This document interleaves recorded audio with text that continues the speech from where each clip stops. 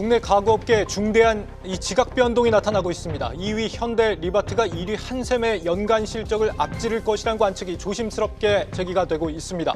현재 이 현대리바트의 시가총액은 한샘의 7분의 1 수준입니다. 부동산부 방서우 기자와 자세히 분석합니다. 방 기자, 이 한샘 실적이 이미 공개가 됐고 현대리바트는 내일이라는 건데요. 어떻게 예상이 됩니까, 지금?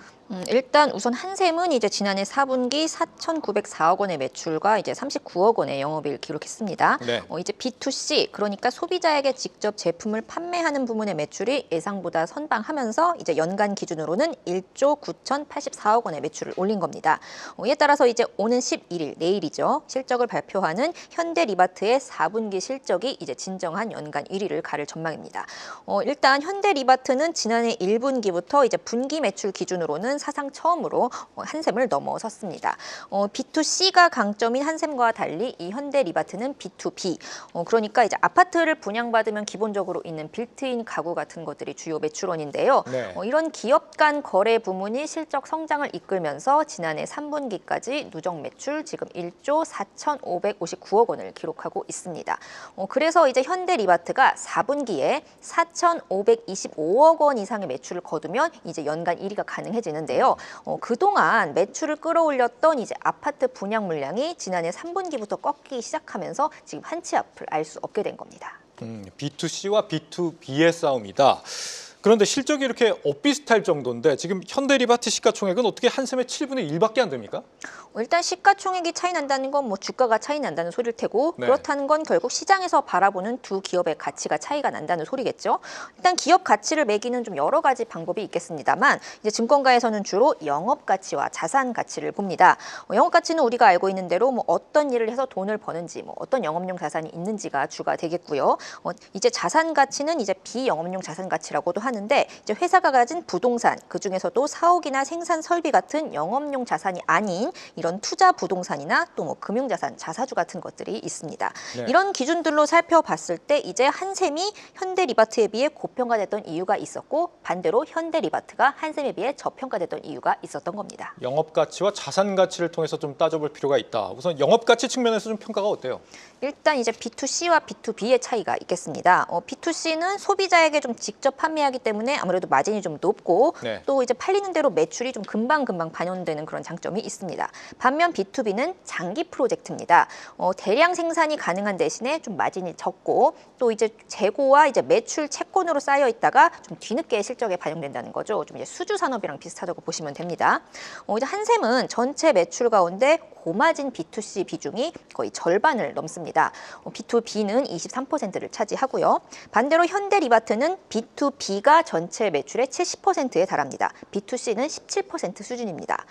그리고 현대리바트의 경우 이 B2B가 주를 이루다 보니까 아무래도 자체 생산 시설이 있을 겁니다. 이제 대량 생산을 하기 위해서는 그런 시설이 필요한데, 이런 건 이제 돈을 버는 데 쓰이는 영업용 자산이긴 합니다만 유지하는 데도 만만치 않은 비용이 들어가게 돼 있습니다. 반대로 한샘은 자체 생산보다는 OEM, 즉 협력업체를 통해서 이제 완제품을 공급받습니다. 이렇게 하면 생산에 들어가는 비용 부담을 줄일 수 있다는 장점이 있습니다. B2B인 현대리바트가 자체 생산 시설이 있다 보니까 아무래도 뭐 유지비도 더 들고 재고도 더 많은 것처럼 그렇게 보인다라는 건데, 그래도 자체 생산 시설이 있다는 건 외주를 주는 것보다는 원가 부담이 더 적을 거 아니에요?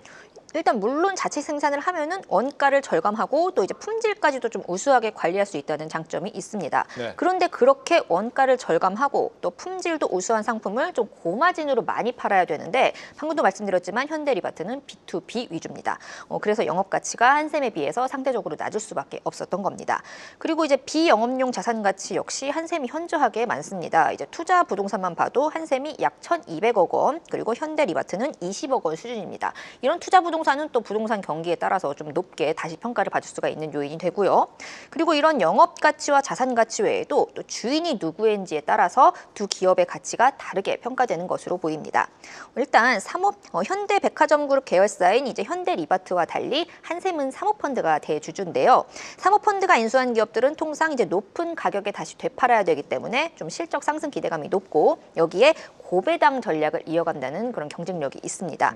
다만 이제 적자 적자가 지속되는 중에도 좀 배당을 계속 늘렸고 지금 최근 상암동 4억을 매각해서 얻은 대규모 이제 배당금 지급도 재투자보다는 이제 배당금 지급에 좀 이제 활용됐을 가능성이 높은 만큼 예. 진정한 기업 가치 제고보다는 좀 사모펀드 배불리기 아니냐 이런 지적도 나오고 있는 상황입니다. 네.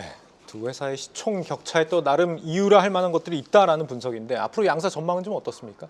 일단 당장 올해부터 아파트 준공과 입주가 좀 현저하게 줄어들기 때문에 B2B 위주인 현대리바트의 어떤 타격이 상대적으로 클 전망입니다. 반면 한샘이 주력하는 B2C는 건설 경기가 이제 불황이어도 기존 아파트 거래나 뭐 이런 리모델링 수요는 어느 정도 유지되기 때문에 좀 실적 방어가 어느 정도는 가능할 것으로 보여지고요. 또 이제 분양가가 올라도 너무 오르다 보니까 이제 소위 말해 얼죽신이라고 하죠. 이 얼어 죽어도 신축을 선호하는 현상이 위축되는 대신에 좀 저렴한 구축 거래가 늘면서 반사 이익을 볼 가능성도 좀 생겼습니다. 다만 이제 두 회사 모두 과거와 같은 이런 구조적인 성장은 당분간 불가능하다는 게 증권가 분석입니다. 따라서 두 회사 모두 실적 눈높이와 목표 주가가 하향 조정되는 추세입니다. 네, 가구업계 1위를 넘보는 현대리바트 그리고 한샘과의 시총 격차에 대해서 부동산부 방서우 기자와 살펴봤습니다.